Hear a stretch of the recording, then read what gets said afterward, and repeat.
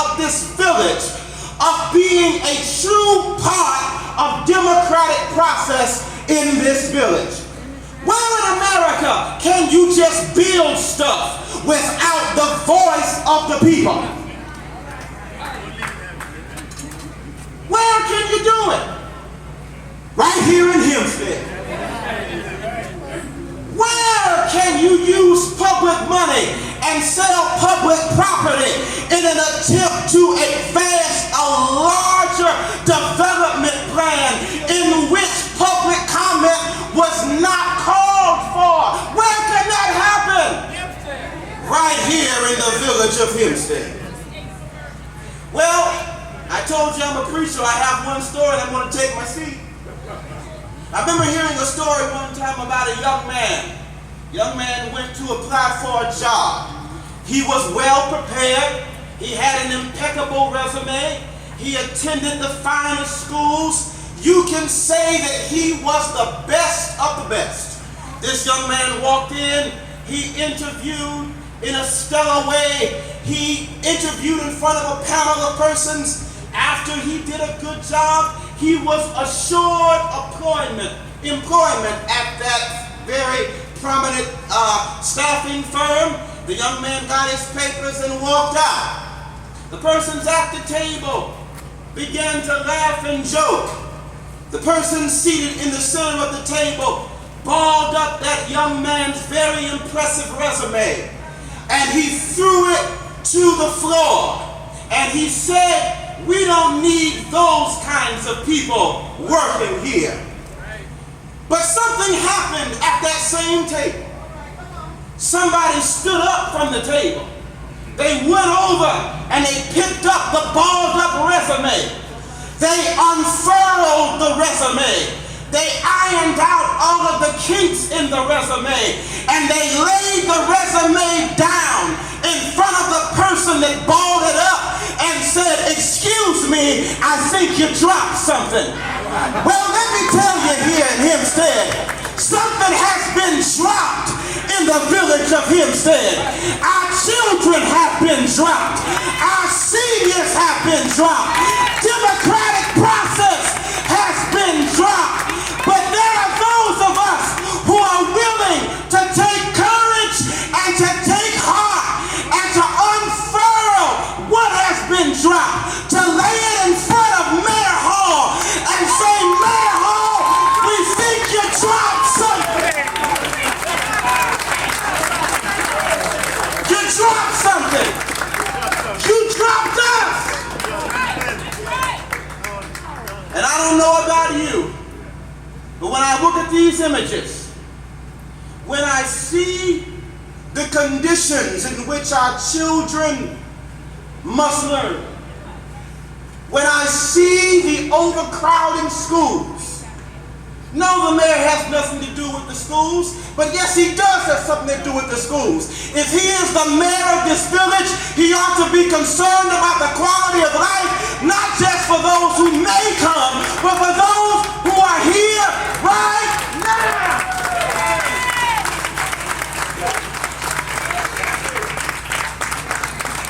I'm mad as hell, and you should be too. Here is what needs to happen next. We have a village board meeting this coming Tuesday, and it would make no sense for us to lend our voice out here and to stand out here if we can't go where it ultimately matters. Here is what needs to happen. We must remember that developers have one job and one job only. Their job is not to be the moral compass of this village. Their job is to make money. How many times are you going to let people make money on the backs of your suffering? How many times are you going to allow people to profit from your continual marginalization? How many times are you going to make folk allow your community to be sold, to allow them to live in mansions when you can barely pay the taxes on the shack you're in right now? You should be mad as hell as well. Because at the end of the day, when the dust settles, when these buildings go up, he will be gone with your money in his pockets. And as I close, I'm a preacher.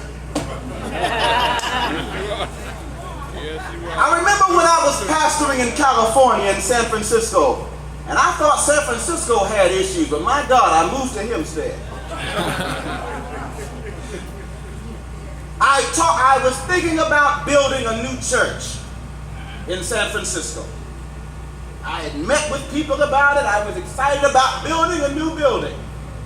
One day an old preacher called me and said, "Bird, I want to talk to you."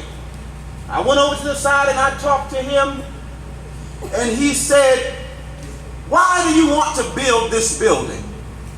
I said, "Well, I want to build this building because I want it to be a beacon of light in the community. I want it to be a place where people in this community can look to and be proud." And he said, "Malcolm, you're telling me a lie. You want to build something because your ego is telling you to."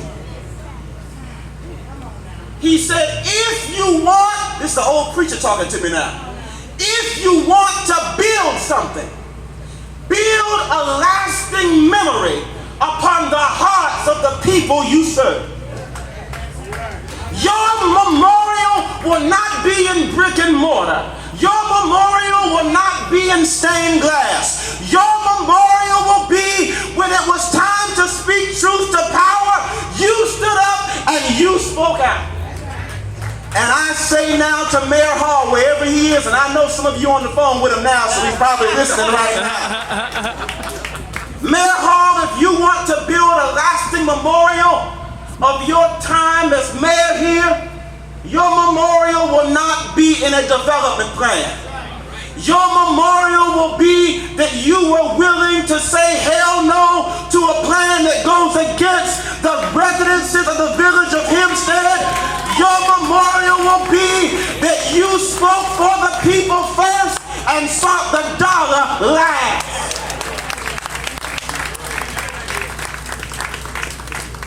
And with that, there's no more to say.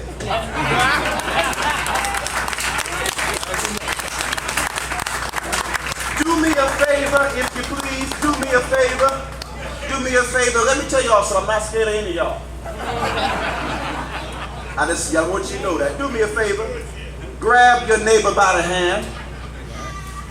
Grab your neighbor by the hand.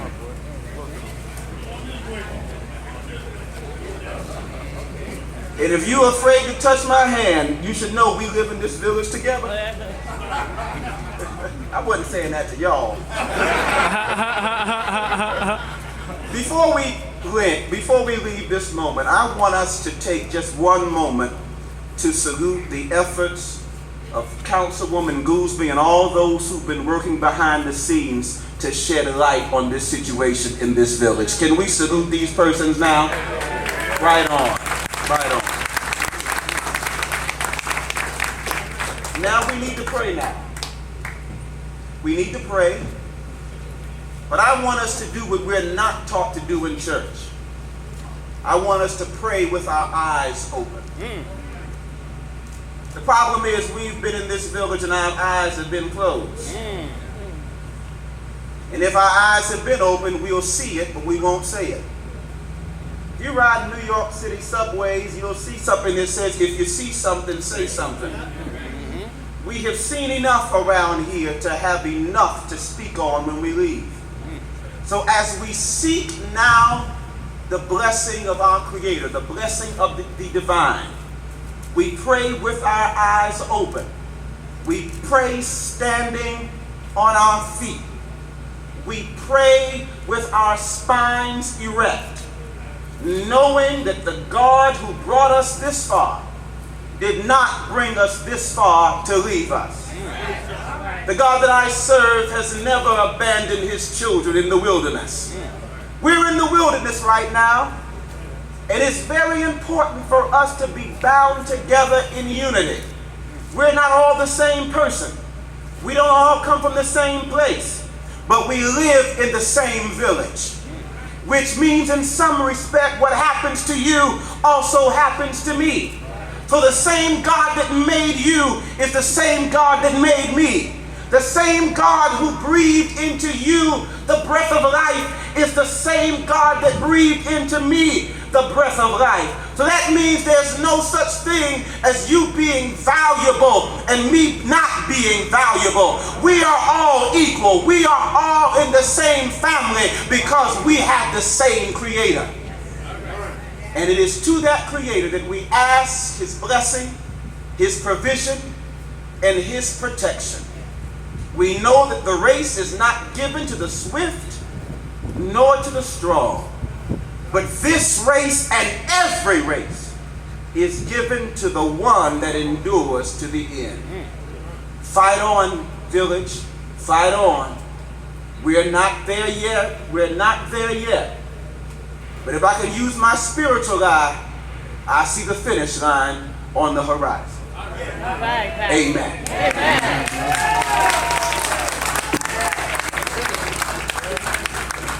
Amen.